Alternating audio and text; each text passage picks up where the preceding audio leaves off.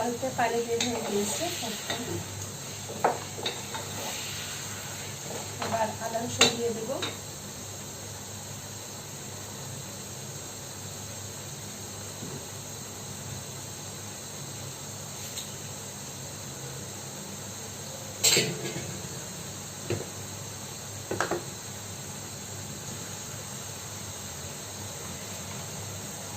আদা রসুন পেস্ট, আমি আদা পেস্ট আগে দিয়ে দিচ্ছি। রসুন